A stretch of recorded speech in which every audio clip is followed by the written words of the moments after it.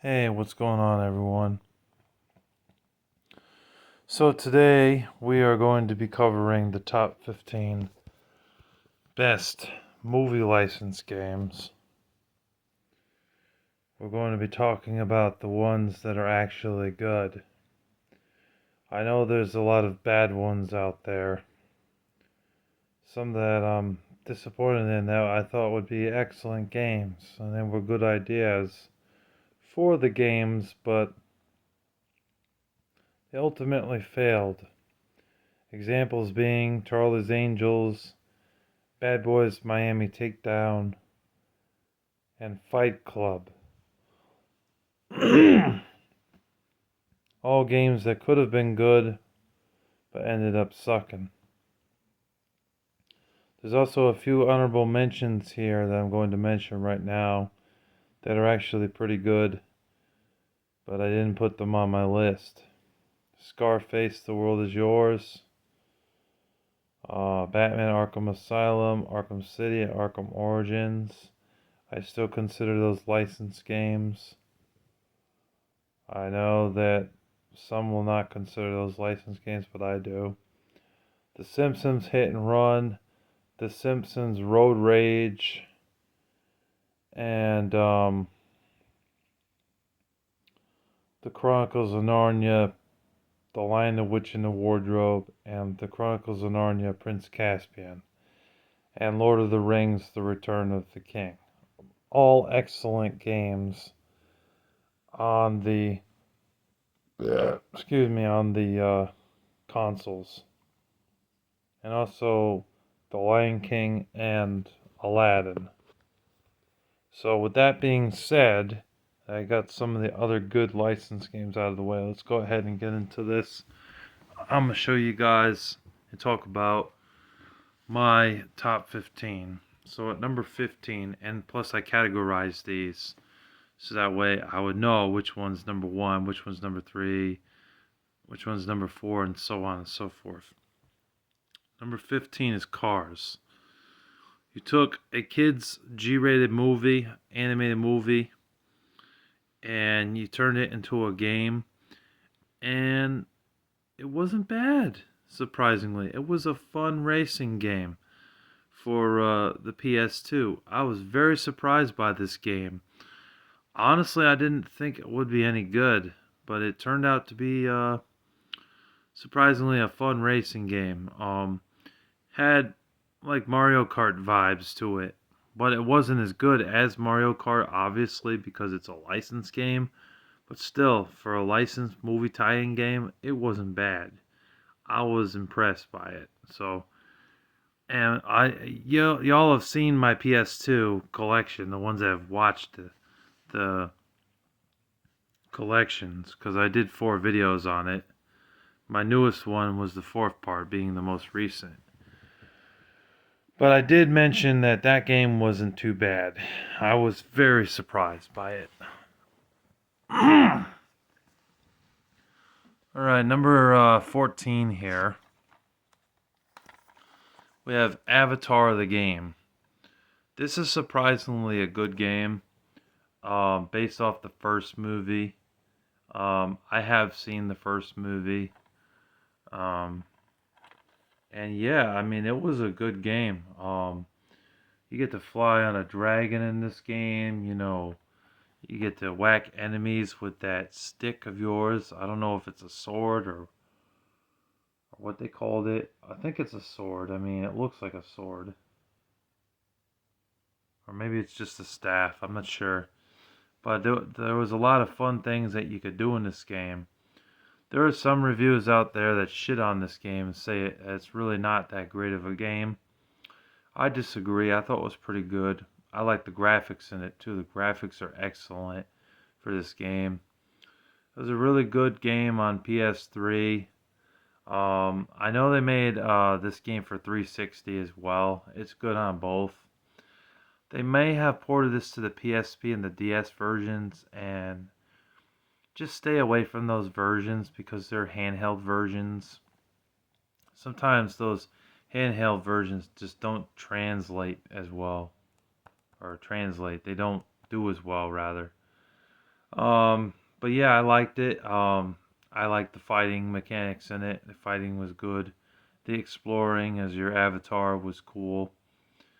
Um, and all in all, it's just a really great game for a movie license property. Number 13 is Batman Begins. I don't have this complete either, just the disc. Because GameStop, when they were getting rid of their PS2 games, they were just selling them with the disc in one of those crappy sleeves. Which, of course, I don't keep them those sleeves because they still scratch the disc. I mean, there's some light scratches on this disc, but it does work. But Batman Begins came out the year of the movie, or something like that. Yep, 2005. So it did come out the same year. It wasn't like with GoldenEye where they made a movie in 1995 and they released the game in 97. Sometimes they do that. They'll wait and they'll release the game later. Sometimes that's a good thing and sometimes it's not. But anyways, this I thought was a pretty good game for number 13. I like Batman. I like the fighting in it. Later on in the game, you get to fight Ra's al Ghul in this game, whoop his ass. Um, the throwing of the grappling hook and sneaking around stealth parts of the game, turning off gas, you know, because there were parts where there was the gas and stuff they had to turn off. You know, you feel like a badass playing as Batman. So I personally give this a pass. I really like this game. It does do its best to follow the movie pretty well, and I think it does follow the movie pretty well. So I like it. Very good game. I highly recommend it. And I don't think anybody that talks about these movie tie-in games talks about Batman Begins because they either don't like the game or they just don't know about it. Now here we have it number 12. I do consider this a licensed game. I have it for the Wii and the PS2. I have both versions. The Wii, it's kind of weird because you got to use the Wii remote. You got to move around and stuff and use the nunchuck, you know. So, but playing it on the PS2, it's still with a controller, you know. The graphics may not have looked. Here's the Wii version, by the way. I think this game was also on 360. But anyways, the graphics may not have looked that great for a first-person shooter, but for a licensed game, it didn't affect the gameplay at all. And it still ended up being a pretty fun shooting game. Go with this army and shoot a bunch of bad guys and complete mission objectives and everything. I thought it was a pretty good game. I recommend it if you guys are looking for a first-person shooter game that's like a licensed game. You can't really go wrong with this game, honestly. I mean, it really isn't as bad as some people would make it out to be. It's actually pretty fun. So I give it a pass. History Channel made a pretty good World War II shooter game. They made another one called A Nation Divided, and that one is also pretty good. And then another one called The Secret Missions. I never played that one, but I did play A Nation Divided, and that one is also pretty good. So, not bad. Give it a pass. History Channel Battle for the Pacific. Whichever console you get it on is fine too. PS2, Wii, or Xbox 360. Alright, so we did 15, 14, 13, 12. We're at number 11 now. Number 11 is The World Is Not Enough. Now, I'll admit that this game came out like a year later after GoldenEye came out. And GoldenEye was a damn near perfect game. Like a 96 out of 100 or a 97 out of 100. This one's more like a 75 out of 100. The multiplayer is where this game shines the most. With you and your friend and like two bots playing against each other. That was a lot of fun. You could play hours with the multiplayer in this. But the story mode in the game, it wasn't as good. It was a little bit lackluster. Not as inspiring or interesting. But it was still a decent campaign. It's very long. And I mean, for $15, I paid $15. This game's gone up in price. There was a time that this game used to be like $5.99 or $6.99, but not anymore. You're gonna pay around $15 or $16 for this game. But for 15 or 16 or $17, it's still worth the money if you can get a copy. It's also available on the original PlayStation. It might be a little bit cheaper on the original PlayStation. So if you want to play it, yeah, it's not a bad game based on the movie for James Bond. The James Bond games were done right. They really were. A lot of them were really good. From Russia with Love, Nightfire, which I thought was amazing. 007 Legends, Quantum of Solace. Um, what's the other one? Everything or Nothing. Agent Under Fire. There's a lot of good that could be said about James Bond video games, and this one is just no exception. So it is a good licensed game. It's just, I don't know, it just wasn't as good as GoldenEye. So anyways, moving on. Number 10 for me is RoboCop versus the Terminator. It's available on Sega Genesis and Super Nintendo. I think the Sega Genesis version is better. There's more blood in the game and more like brutalness. Just a typical side-scrolling run and gun game. You get to play as RoboCop in the game. Just blow everything up in sight, and you do a bit of climbing in the game, with climbing up the ladders and stuff. But you also shoot enemies and things like that. And it's just done really well, Parts in the game where you actually get to fight the Terminator. I do recommend it. If you can pick up a copy, I got mine for $20. It says $40. The price tag's still on there. I didn't pay that because Pastime Legends was shutting down their Lark Street locations, so I picked it up for half price. But it really is a great licensed game. I really can't recommend it enough. So I definitely recommend you guys checking it out. You can also get the Super Nintendo version if you like a watered down version with not any blood or anything like that. But yeah, preferably the Genesis version is better. But yeah, it's a great game. Can't recommend it enough. Excellent. Moving on. Number 9 is Lord of the Rings: The Third Age. Yeah, I also said The Return of the King because that was a good licensed game as well. And the Two Towers was okay, but it did have some problems. But it was better than the Fellowship of the Ring. That game flat out sucked. But the Third Age basically changed it up and made it more of an action RPG. And it was really good, You're roaming through the level and everything, and then all of a sudden you end up fighting some dude. Or you talk to like a merchant and you buy more supplies from him. It's a good game. Good licensed title. Very interesting. It's also available on PlayStation 2, and it might be on the original Xbox. Whatever system you get it on is excellent, and definitely shows that they can make a good licensed game if you really try, So I recommend it. It's a good game. Excuse me. It's a good game. Moving on.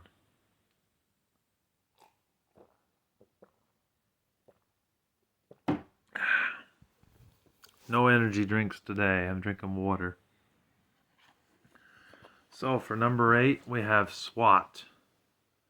Global Strike Team. This is a licensed game that is very good. I recommend it. A lot of fun. It kind of plays like Call of Duty meets like Ghost Recon.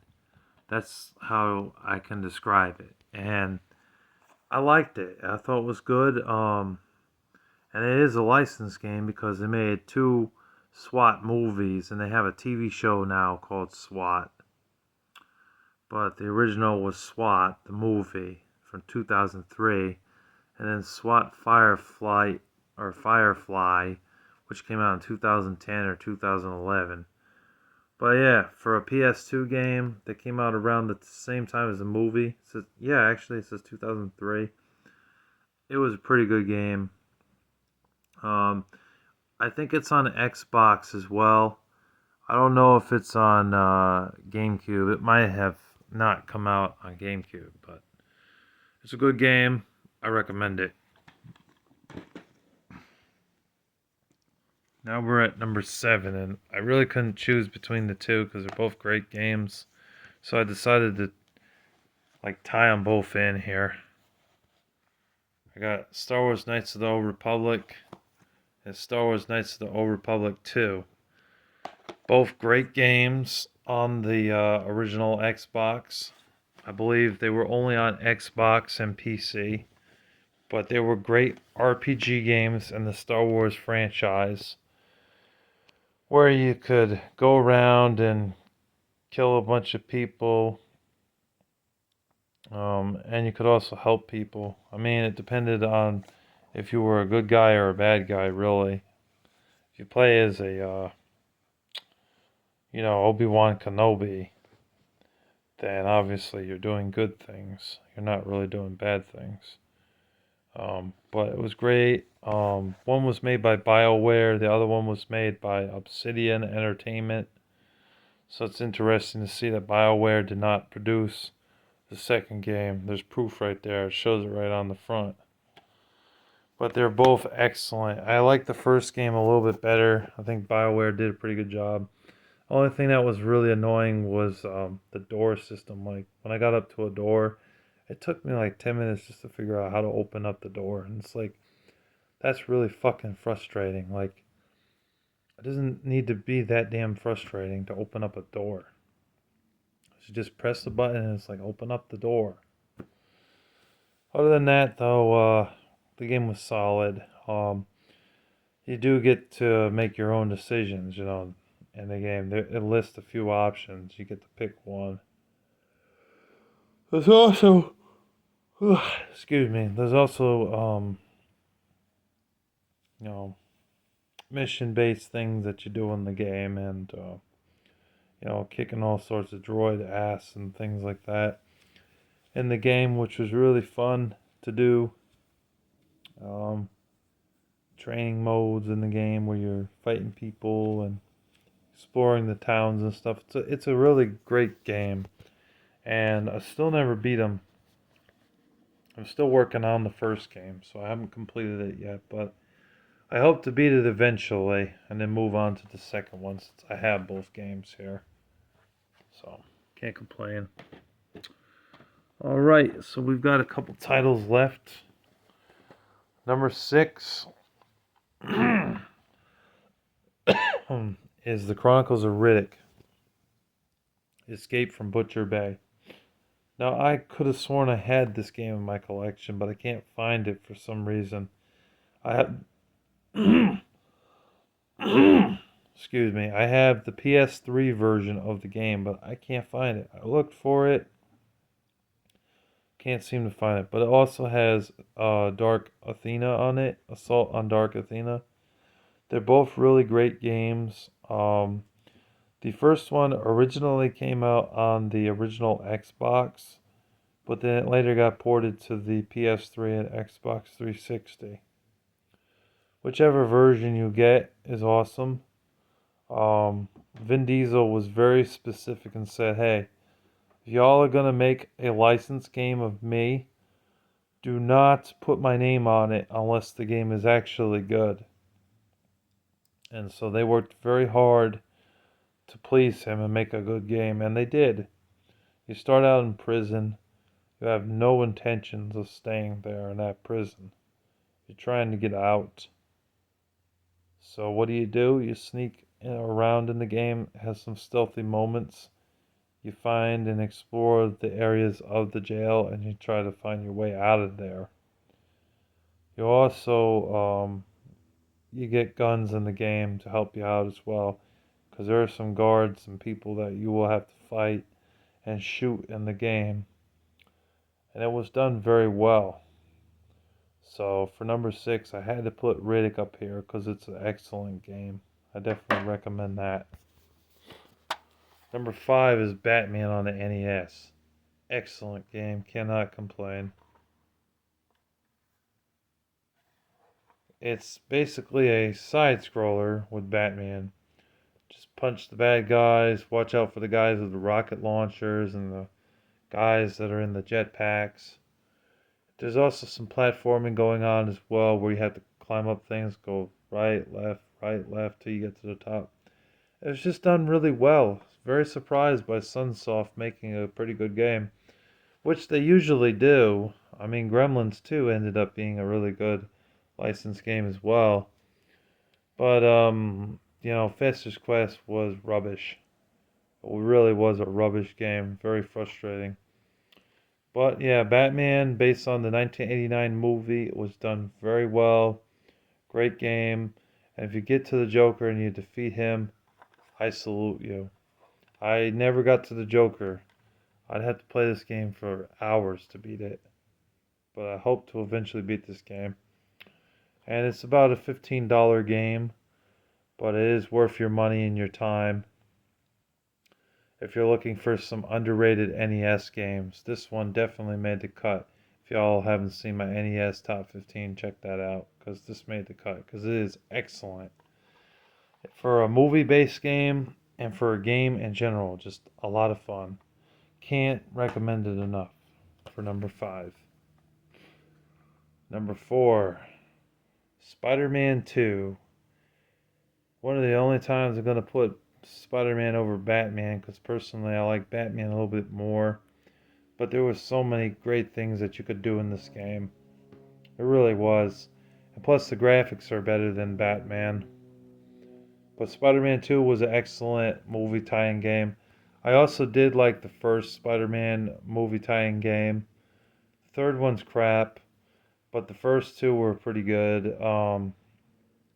With Tobey Maguire voicing Spider-Man in the game. And it's just a really great game. There was so much like web swinging along and just flying through the city. It was so much fun. And now that we have the newer Spider-Man games, like the one that's just called Spider-Man on PS4 and Spider-Man Miles Morales, and that new one Spider-Man 2, not related on any licensed game. It's not the same game. Those really perfected the web slinging as well. But where it all started was here, with this game being able to fly through the city, and do mission objectives when you wanted to, basically.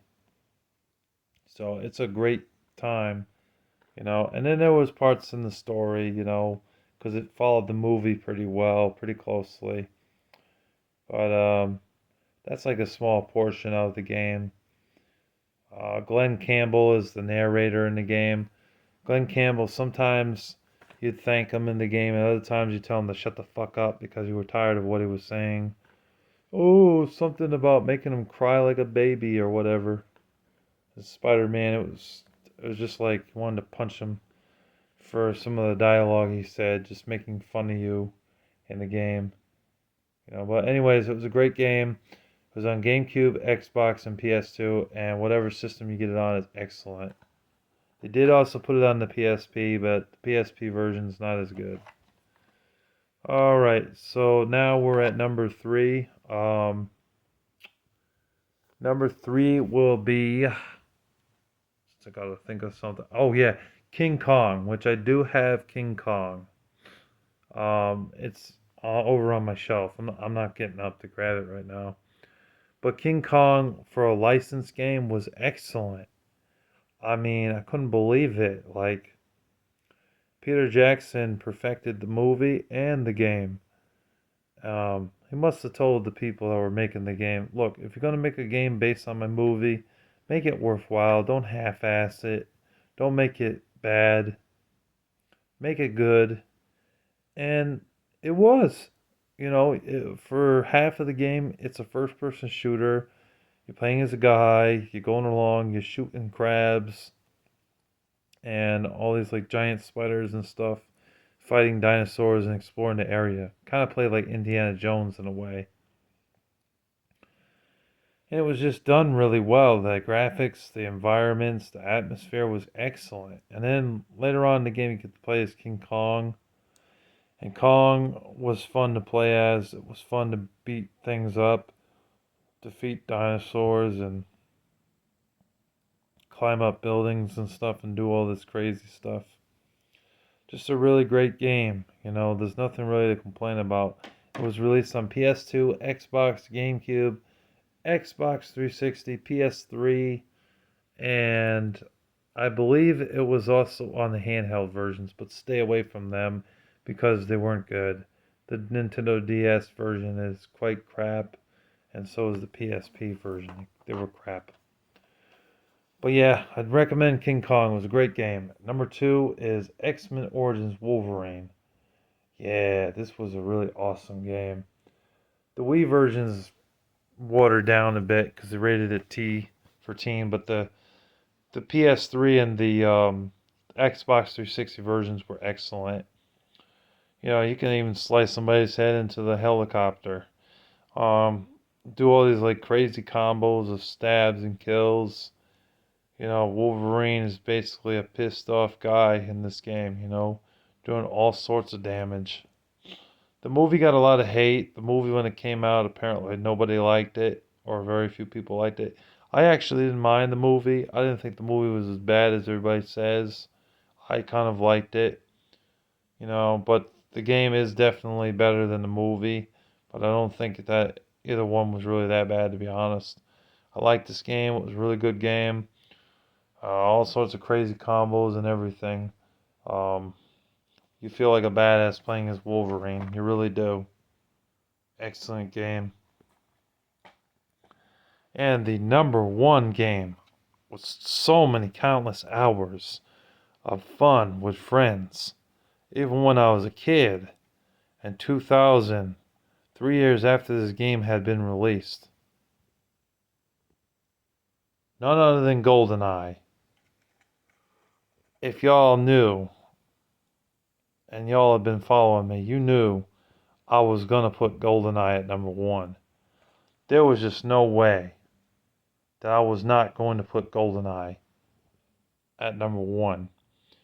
I mean, there was so much fun with this game. The multiplayer in this game is even great to this day. This game is like 20 something years old now.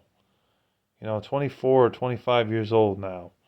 But it is so much fun, even to this day. Just a great first person shooter. I mean, even me and Joseph, we still have fun playing this game to this day. I wish I could get my buddy Kyle to come by. We could play this together. Maybe I can get Malcolm to come by. We could play this game. But it is such a fun game. It is excellent, man. You can't really complain. There's nothing to complain about in this game. Plus, you get to screw your opponents over by screen watching in the game if you want to do that. I don't recommend doing that, though. That's cheating. But if you really want to screw the opponent over, you're using the controller, you're walking along, you just look at somebody else's screen just to mess with them, and then when you finally find them, you can take them out, shoot them down. There was like rocket launchers, machine guns. You got those little mine things you could throw on the ground. If somebody steps on it, they blow up. Explosives. You get a grenade launcher in the game. You get one hit kills with the golden gun. They put a lot of effort into this game. They really did. It was well thought out. And the levels and the campaign mode. Campaign mode was great too. Like there was I think 20 something levels in the game. But each level was creative, thought out. The missions were thought out. The gameplay was excellent. Everything about it was just excellent. It's amazing. And the multiplayer. I mean, having a 4 split screen multiplayer. Oh, just excellent, man. You really can't go wrong. So much fun. Countless hours of fun for GoldenEye. So, I recommend GoldenEye. Anybody that's looking for a good licensed game, this is definitely the number 1 pick. Gotta play this game. So much fun. So anyways, folks, that's my list of the top 15 licensed games. I hope you guys enjoyed. I know this was kind of a long video, but I had a lot to say. I had to talk about the best games for the top 15 movie licensed games, that is. So anyways, thank you guys for watching. I hope you guys enjoyed this video. And God bless you all. And as always, Larry the Batman fan signing off. And thank you for watching. And thank you for listening. Take care. Peace.